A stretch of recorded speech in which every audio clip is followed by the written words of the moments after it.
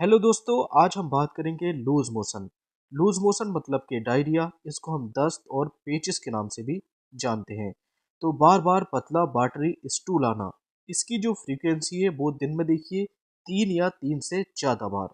मतलब कि watery stool दिन में 3 या 3 से ज़्यादा बार आना कहलाता है डायरिया।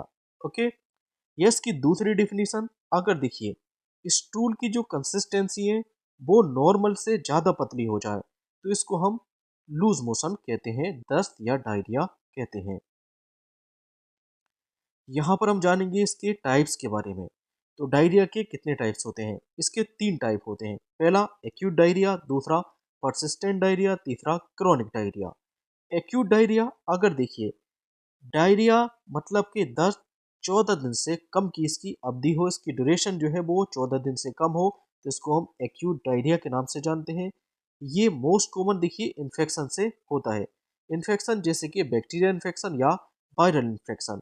तो इन्फेक्शन के कारण एक्यूट डायरिया देखने को मिलता है। परसिस्टेंट डायरिया, अगर देखिए डायरिया की जो ड्यूरेशन है, अवधि है, वो 14 से लेकर 28 दिन तक हो, तो इसको हम परसिस्टेंट डायरिया बोलते हैं। क्रोनिक डायरिया, क्रोनिक मतलब होता है देखिए लंबे समय तक। अगर देखिए ये डायरिया लंबे समय तक चल रहा है, 4 से ज़्यादा हफ्ते मतलब अप्रोक्स 1 महीने से ज़्यादा अगर पेशेंट में डायरिया देखने को मिल रहा है तो इसको हम क्रोनिक डायरिया के नाम से जानेंगे। ये देखिए आईबीएस, आईबीडी या माल एब्जॉर्प्शन में देखने को मिलता है। देखिए इन्फ्लामेटरी बाउल सिंड्रोम और इन्फ्लामेटरी बाउल डिजीज, इनमें देखिए क्रोनिक डायरिया का केस देखने को मिलता है। लेकिन मोस्ट कॉमन जो जनरली देखा जाता है वो एक्यूट डायरिया देखा जाता है। अब बात कर लेते हैं इसके जनरल ट्रीटमेंट की। अगर देखिए डायरिया बैक्टीरियल और प्रोटोजोन के इन्फेक्शन के कारण हुआ है, तब इसमें नॉर्फ्लॉक्स का यूज करते हैं। इसकी जो डोज होती है वो 1 टेबलेट एज अ बीडी दिन में 2 बार, सुबह शाम 2 बार इसको दे सकते हैं। इसकी जो ड्यूरेशन है वो 3 से लेकर 5 दिन होती है। नॉर्फ्लॉक्स टीजेट के अलावा यहाँ पर मेट्रोजिल 400 mg, मेट्रोजिल 400 mg, ये देखिए एमीबियासिस या एनोरोबिक बैक्टीरिया में काम करती है। अगर देखिए एमीबा के कारण अगर डायरिया हुआ है या एनारोबिक बैक्टीरिया के कारण डायरिया हुआ है, तब यहाँ पर मेट्रोजिल का यूज करते हैं। तो यहाँ पर देखिए नॉर्फ्लोक्सासिन या फिर मेट्रोजिल का यूज कर सकते हैं। तो मेट्रोजिल की 1 टेबलेट एज अ बीडी दिन में 2 बार, इसकी भी ड्यूरेशन 3 से लेकर 5 दिन होता है। तो ये थी देखिए एंटीबायोटिक्स मेडिसिन। इसके अलावा बात कर लेते हैं लोपिरामाइड। लोपिरामाइड का क्या काम होता है? देखिए डायरिया में क्या होता है, डायरिया में इंटेस्टाइन की जो मोटिलिटी होती है वो बढ़ जाती है। इसका पेरिस्टालसिस मूवमेंट जो है वो बढ़ जाता है। तो इंटेस्टाइन का पेरिस्टालसिस मूवमेंट बढ़ेगा तो बार बार देखिए स्टूल पास होगा, लेटिन होगी। तो इसकी मोटिलिटी, इसके जो मोशन है देखिए इंटेस्टाइन का, इसकी मोटिलिटी को ये रिड्यूस कर देती है, कम कर देती है। तो लोपिरामाइड मोटिलिटी कम करके डायरिया को रोकती है। ये देखिए सिम्टोमेटिक इसका रिलीफ होता है। इसकी जो डोज होती है, इसकी देखिए एडल्ट में जो डोज होती है वो 4 मिलीग्राम, स्टार्टिंग में देखिए 4 मिलीग्राम, इसके बाद इसकी 2 मिलीग्राम देते हैं। जैसे कि अभी देखिए डायरिया का केस है तो एडल्ट में 4 मिलीग्राम दिया, फिर से देखिए दूसरी बार जैसे स्टूल पास हुआ तब देखिए 2 मिलीग्राम देते हैं। तो एक दिन में देखिए इसकी मैक्सिमम से मैक्सिमम 4 से लेकर 16 मिलीग्राम दे सकते हैं। तो ये देखिए सिम्टोमेटिक ट्रीटमेंट पर बेस है। जैसा जैसा सिम्टम दिखा वैसा वैसा लोप्रामाइड दिया। इसकी ड्यूरेशन, इसको देखिए 1 से लेकर 2 दिन तक देते हैं, शॉर्ट टर्म के लिए देते हैं। एज रूल, इसमें देखिए 2 साल से कम के बच्चे को ये मेडिसिन नहीं देनी चाहिए। 2 से लेकर 12 साल के बच्चों में जनरली इसको अवॉइड करते हैं, एडल्ट में इसका यूज करते हैं। इसको देखिए कम नहीं देना चाहिए।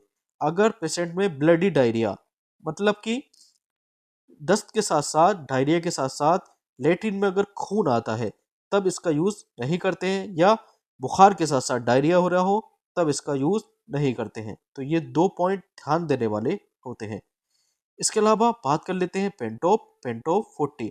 पेंटो 40 मतलब के पेंटोप्राजोल, जो कि एक पीपीआई क्लास की मेडिसिन है। पीपीआई मतलब के प्रोटॉन पंप इनहिबिटर क्लास की मेडिसिन है। इसका एक कैप्सूल दिन में 1 बार सुबह खाली पेट देते हैं। ड्यूरेशन 5 से लेकर 7 दिन।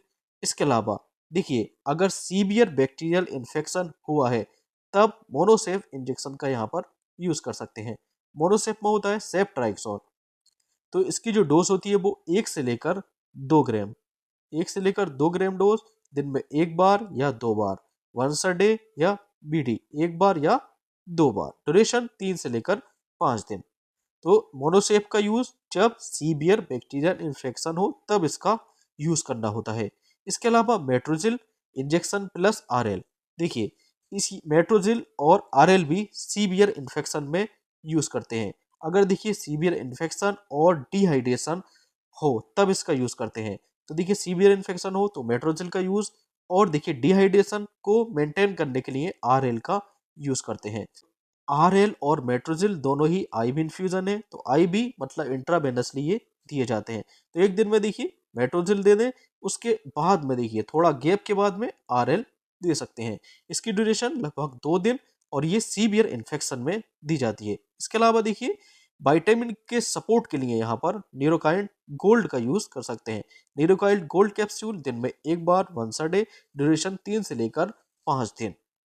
इसके अलावा ओआरएस और जिंक, जिसको हम इलेक्ट्रॉल के नाम से भी जानते हैं। देखिए डायरिया में बॉडी से बहुत सारा पानी, H2O, सोडियम, पोटेशियम बाइकार्बोनेट, मतलब कि वाटर के साथ साथ इलेक्ट्रोलाइट भी डायरिया के थ्रू बाहर निकल जाते हैं। तो स्टूल के साथ साथ ये सब बाहर निकल जाते हैं। इससे पेशेंट में डिहाइड्रेशन, डिहाइड्रेशन क्यों हुआ? क्योंकि देखिए पानी लॉस हुआ तो डिहाइड्रेशन हुआ, और इलेक्ट्रोलाइट इम्बैलेंस हो जाते हैं क्योंकि देखिए सोडियम, पोटेशियम और बाइकार्बोनेट स्टूल के जरिए बाहर निकल जाता है। तो ओआरएस का काम क्या होता है? देखिए ओआरएस का मतलब होता है ओरल रिहाइड्रेशन सॉल्यूशन। ओरल मतलब कि इसको देखिए मुंह से लिया गया, और डिहाइड्रेशन को ये रिहाइड्रेशन में चेंज कर देता है, तो इसी कारण इसका नाम रिहाइड्रेशन पड़ा। तो ओरल रिहाइड्रेशन सॉल्यूशन है ये। अब देखिए इसके अलावा यहाँ पर देखिए जिंक का क्या काम होता है, जिंक क्यों देते हैं? डायरिया में देखिए जिंक भी बॉडी से कम हो जाता है। जिंक जो होता है वो इंटेस्टाइन की जो लाइनिंग होती है, इंटेस्टाइन की जो ये लाइनिंग है, इसको ये रिपेयर करता है। तो आंत की लाइनिंग को ये रिपेयर करता है, और इम्यूनिटी इंप्रूव करने में ये हेल्प करता है। तो जिंक के फायदे, डायरिया की जो ड्यूरेशन है उसको ये कम करता है, स्टूल की फ्रीक्वेंसी को भी कम करता है, और इंटेस्टाइन में अगर देखिए डैमेज हुआ तो इसको ये रिपेयर करेगा। तो ड्यूरेशन कम करेगा, फ्रीक्वेंसी को कम करेगा, और देखिए 2 या 3 महीने बाद में अगर कोई डायरिया दोबारा होता है तो इसके रिस्क को भी ये कम कर देता है। Okay, thank you.